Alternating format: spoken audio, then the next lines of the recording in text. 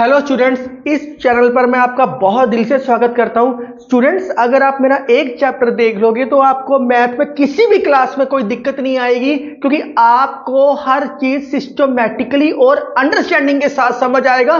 और सारा math interlink है। 9th class, 10th, 11th, 12th, जैसे जैसे आप आगे मुझे देखोगे आपको इंटरलिंक मैथ मिलेगा और इंटरेस्ट क्रिएट होएगा प्रॉपरली। सो क्वेश्चन आपके सामने है। कहते हैं एक सर्कल है, सर्कल के ऊपर कहीं भी पी पॉइंट है, हम कहीं भी ले सकते हैं, लेकिन हम हमेशा नीचे लेके चलते हैं ताकि थोड़ा सा आसान रहे। मैंने पी पॉइंट यहां ले लिया, आप यहां भी ले सकते हो।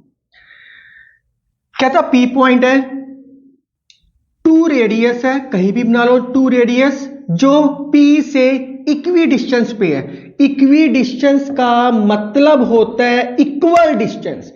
ये वर्ड बड़ी क्लासेस में बार बार आएगा। इक्वी मतलब इक्वल, डिस्टेंस मतलब अलग डिस्टेंस। तो इक्वल डिस्टेंस है। तो अगर मैं ए लेके चलूं, ये बी लेके चलूं, आपको दे रखा है एपी और पीबी आपस में इक्वल है।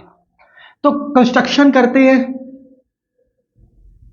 परपेंडिकुलर एक ओ से पी को ज्वाइन किया, रेडियस बन गया। हमें प्रूव करना है आर्क एपी और पीबी आर्क इक्वल है।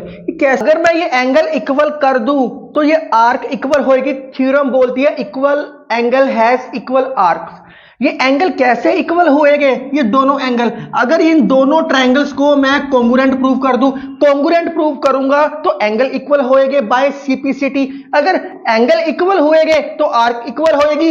यही ब्यूटी है, आपने यही समझना था मुझसे कि आर्क इक्वल के लिए एंगल इक्वल करने पड़ने हैं। जितने भी मैं क्वेश्चन आगे करवाऊंगा, अगर एंगल इक्वल करने हैं तो 99% क्वेश्चनों में कॉन्ग्रुएंट प्रूव करना होता है। इन दोनों कॉन्ग्रुएंट प्रूव करो।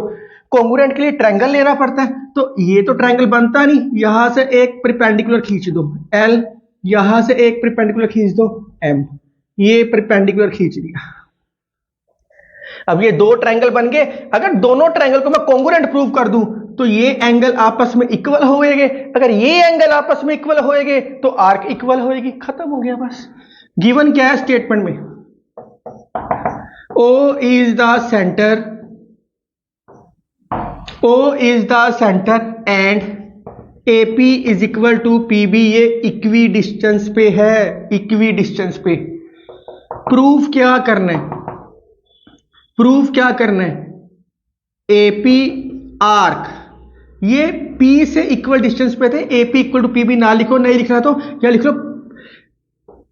P is equi distance, P is equidistance from A and B। बस ये लिख लो, एक ही बात है। हमें प्रूफ क्या करना है? ये दोनों आर्क आपस में इक्वल है। कंस्ट्रक्शन की है हर क्वेश्चन में, पहले गिवन फिर टू प्रूफ। कंस्ट्रक्शन लोड है तो कर लो, फिर प्रूफ। कंस्ट्रक्शन, कंस्ट्रक्शन कैसे हुएगी?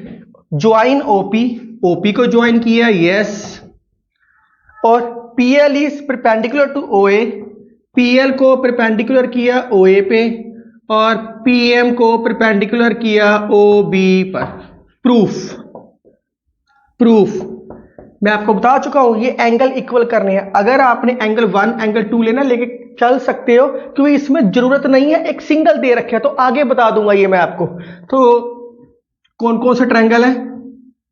इन राइट एंगल 90 डिग्री है ना, in right angle triangle, right angle triangle कौन सी है? OLP and triangle OMP। OLP and OMP दोनों में क्या है? OP कॉमन है। OP equal to OP common दे रखे हैं। और क्या दे रखे हैं? PL और PM इक्वल है, क्योंकि दोनों हमने यहीं से ड्रॉ की है।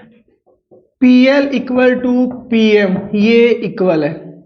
क्योंकि अगली चीज, ये 90-90 इक्वल है। एंगल OLP ये 90 है और MB 90 है। एंगल OMP ईच 90, ये भी इक्वल है। तो ये कौन सी प्रॉपर्टी लगी? ये साइड एंगल साइड। हमें क्या लग गई? Side, side angle side. तो देयरफॉर कौन सा हो गया? ट्रायंगल एल पी कॉन्ग्रुएंट होएगा triangle O M P by side angle side property of congruency. अगर ये side angle side congruency property है, अगर ये दोनों आपस में कॉन्ग्रुएंट है तो ये सारी की सारी चीजें आपस में इक्वल होगी। ये ट्रायंगल और ये ट्रायंगल आपस में कॉन्ग्रुएंट है। अगर ये दोनों कॉन्ग्रुएंट है तो इनकी हर चीज आपस में इक्वल होएगी। अगर हर चीज आपस में इक्वल है तो ये भी एंगल आपस में इक्वल होएंगे। Therefore angle LOP equal to angle MOP by CPCT। CPCT का मतलब होता है corresponding part of congruent triangle. Corresponding part किसके? कॉन्ग्रुएंट ट्रायंगल के। कॉन्ग्रुएंट ट्रायंगल की हर चीज आपस में इक्वल होएगी। कॉन्ग्रुएंट ट्रायंगल की OM OL के इक्वल होएगा, सब कुछ इक्वल होएगा। पर हमें क्या चाहिए? हमें ये एंगल चाहिए, तो हमने एक चूज कर लिया, एक एंगल निकाल दिया जो हमें चाहिए। अगर ये एंगल इक्वल है तो ये आर्क भी तो इक्वल होएगी। सेंटर से एंगल इक्वल है तो ये आर्क भी इक्वल होएगी, which implies AP arc equal to PB arc. क्यों? रीजन देना है बाय थ्योरम THM मतलब theorem equal angle has equal arcs. बस खत्म हो गया, हैंस प्रूव्ड। ये ही प्रूव करने के लिए कहा था उसने, ये आर्क इक्वल करनी है। आर्क कैसे इक्वल होती है? एंगल इक्वल करना पड़ता है। एंगल कैसे इक्वल होता है? कॉन्ग्रुएंसी प्रूव कर दो बस आप।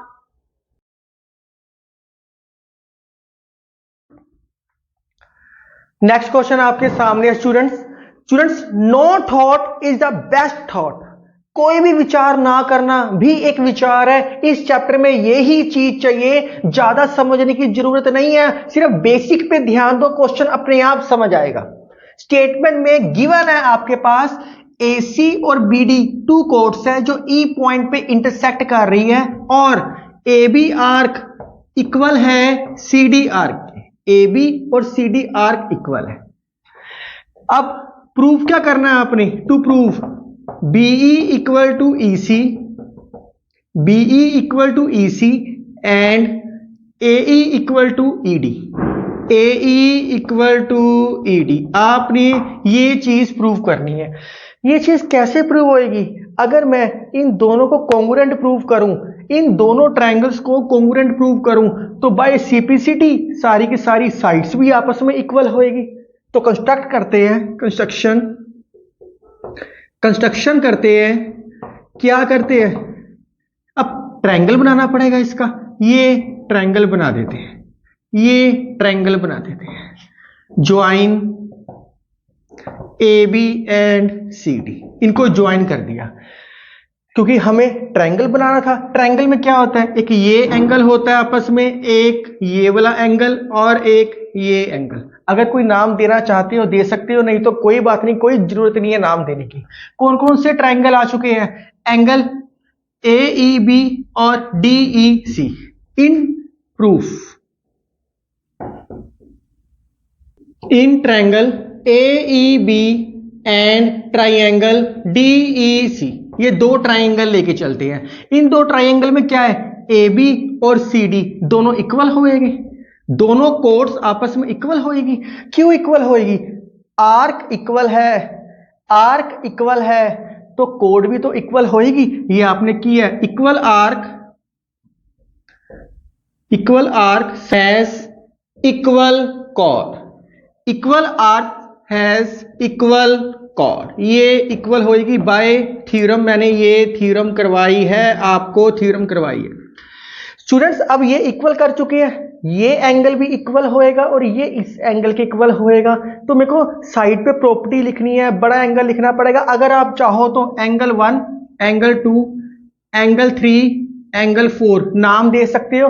फिर यहां लिखना पड़ेगा take angle B equal to angle 1, angle C equal to angle 2, angle A equal to angle 3, angle D equal to angle 4। अगर 5 और 6 देना ये भी इक्वल हो सकते हैं क्योंकि ये वर्टिकल ऑपोजिट एंगल है, पर हम दो एंगल ही लेके चलते हैं, बाकी लिखने की जरूरत ही नहीं है। क्या करना लिख के सारा?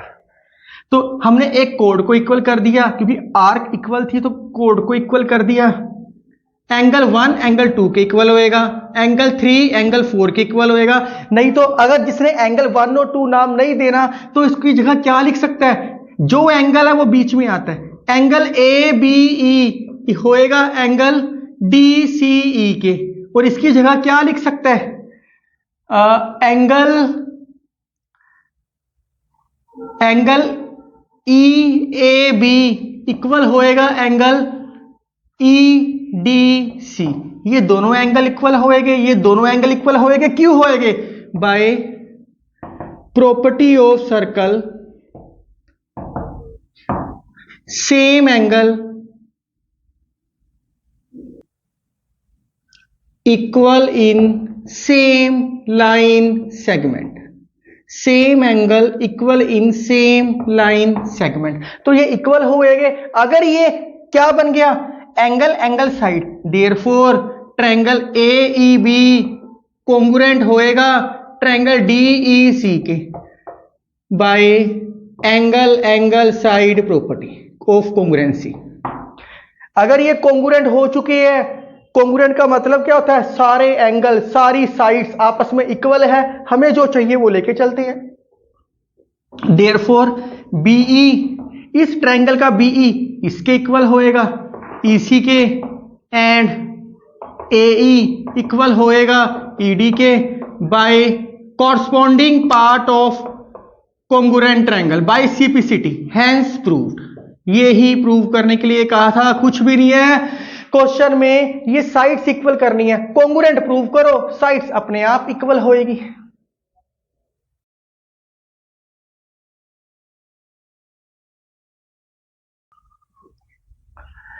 अगला क्वेश्चन आपके सामने है स्टूडेंट्स, ए बी और सी डी टू कोड्स है जो पी पॉइंट पे इंटरसेक्ट कर रही है।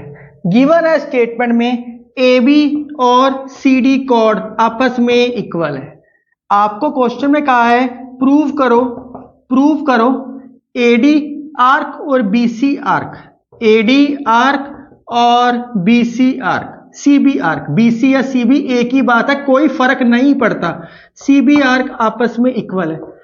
कंस्ट्रक्शन की जरूरत ही नहीं है, क्योंकि क्या करोगे कंस्ट्रक्शन करके, कुछ है ही नहीं इसके अंदर करने के लिए, प्रूफ सीधा, बस बहुत आसान है, बहुत ध्यान से देखो। गिवन क्या है स्टेटमेंट में, ए बी कोड इक्वल टू सी डी। अगर दो कोड्स आपस में इक्वल होती है विच इंप्लाइज इनकी आर्क भी आपस में इक्वल होएगी। आपने कह रहा है कि सर इसको ऐसे क्यों नहीं लिखते आप, ए बी आर्क और सी डी आर्क, अभी आपको समझ आएगा, सब्ट्रैक्ट करूंगा तो पूरी नोटेशन लिखिए। अगर आप ये भी लिखना चाहते हो तब भी कोई फर्क नहीं है। आपको पता है equal code has equal arc, very simple. अब प्रूफ क्या करना है, एडी आर्क चाहिए। हमारे पास क्या है, ए बी है, हमारे पास यहां से लेके यहां तक है। फिर क्या है, सी बी चाहिए, सी बी को इक्वल करना है। हमारे पास क्या है, हमारे पास सी डी है। अब देखो दोनों में कॉमन चीज क्या है, ये बी डी कॉमन है, माइनस कर दो, subtract arc B D both sides, ये दोनों में कॉमन है, दोनों में से निकाल दो बस। यही ब्यूटी है मैथ की, और यही आपने मेरे से समझना है। You love maths and maths will love you. A से बी तक है, सी से डी तक है, ये चीज दोनों में है, क्योंकि चाहिए तो ए डी और सी बी चाहिए, तो दोनों में से माइनस कर दो। Arc A B minus arc B D, arc C D minus arc B D.